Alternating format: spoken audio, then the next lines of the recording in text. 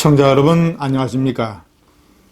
이재명 경기지사가 오늘 여야 대선 주자로서는 처음으로 대규모 대선 캠프를 발족시킵니다. 이름은 민주평화광장. 왜 광장을 붙였는가? 좌파의 중심 세력인 이해찬계의 연구재단이었던 광장에서 이름을 따온 것으로 보입니다. 광장은 이해찬이 재야 시절에 신림동에서 운영을 했던 광장서적 책가게 이름이죠. 광장서적, 이해찬의 광장, 민주평화광장. 총 학계, 법조계, 문학계 등등해서 발기인이 15,000명이나 됩니다.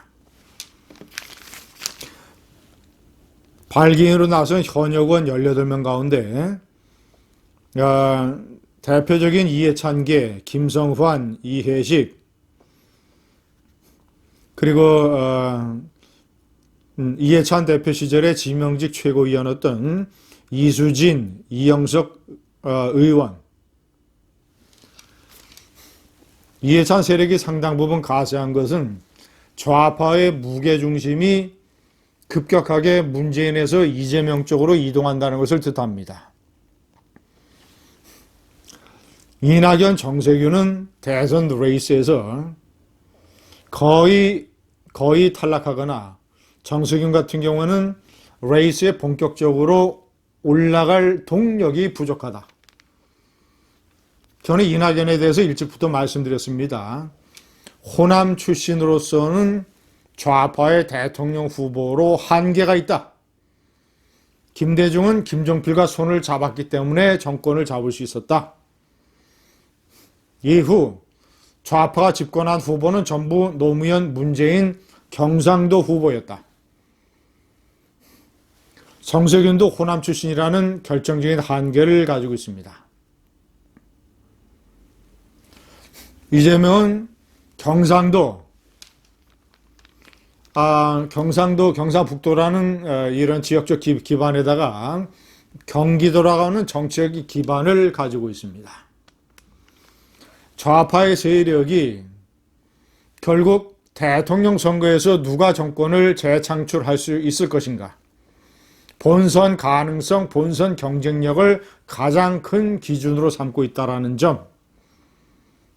물론 대통령 선거 주자 여론조사에서 이재명이가 좌파 중에서는 압도적인 표차로 1등을 하고 있다는 현실이 반영된 것이지만 결국은 이재명밖에 없다. 이재명 쪽으로 급속하게 무게중심이 옮겨가고 있습니다. 이 민주평화광장, 이재명 대선 캠프에 참여하는 인사들 중에서는 몇몇 상당히 의미 있는 포석이 읽혀집니다. 노무현 전 대통령의 사위 곽상원 변호사.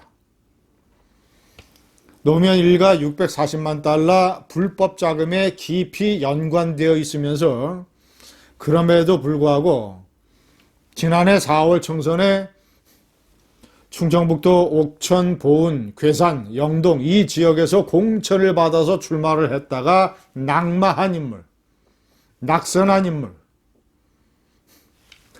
제가 그때도 신랄하게 유경수 여사의 고향 옥천에서 어떤 일이 노무현 일가 비리의 중심 인물이 공천을 받을 수가 있는가? 절대로 당선되지 못할 것이다. 신랄하게 비판을 한 적이 있습니다. 이재명이 봉하마을에 내려갈 때 안내 역할을 하는 사람이 곽상원 변호사입니다. 노무현의 사위 곽상원을 통해서 이재명은 친문 세력, 대깨문, 자신에게 비판적인 대깨문을 뛰어넘어서 대깨문의 원조라고 할 수 있는 친노 세력, 노빠들의 직접적인 지원을 받겠다라는 정치적인 포석을 깔고 있습니다. 곽상원, 임종석, 민주평화광장의 조정식 5선 의원과 함께 공동대표를 맡고 있습니다. 임종석은 노무현 정권에서 통일부 장관을 지냈고 노무현의 햇볕 정책을 대표적으로 추진했던 인물입니다. 제가 이재명에 대해서 비판하는 중요한 이유 중에 하나, 안보 남북관계에 관해서 대단히 위험한 생각을 가지고 있다. 촛불 집회에 나가서 주한미군 철수까지 각오를 해야 된다라고 얘기를 했던 이재명. 사드 배치에 적극적으로 반대했던 이재명. 이재명의 대북 정책은 문재인 못지않게 위험할 것입니다. 그런 이재명의 대북 정책을 실무적으로 보필하고 주도할 수 있는 인물로 이종석 전 통일부 장관을 공동대표로 내세웠습니다.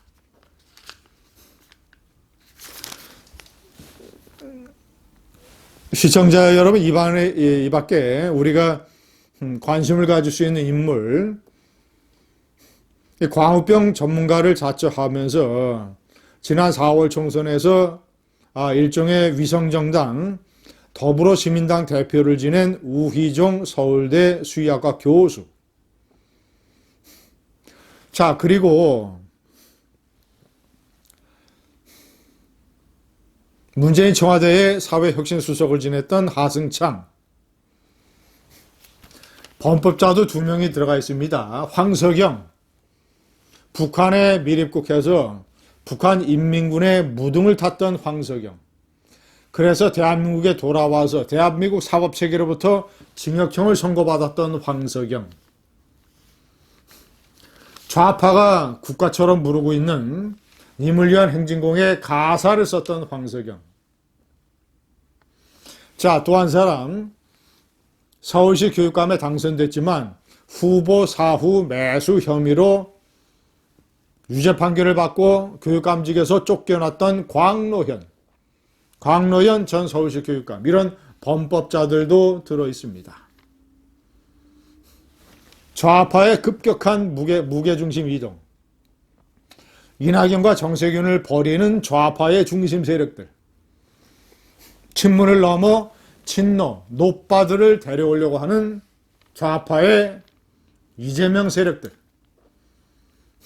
그러나 제가 여러 차례 예전부터 지적을 했던 이재명의 경박성, 위험한 대북관, 형수에게 입에 담지 못할 쌍욕을 해댔던 녹음 파일,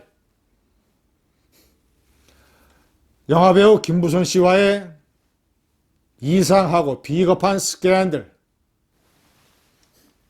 이재명이 과연 대선의 문턱을 넘을 수 있겠습니까?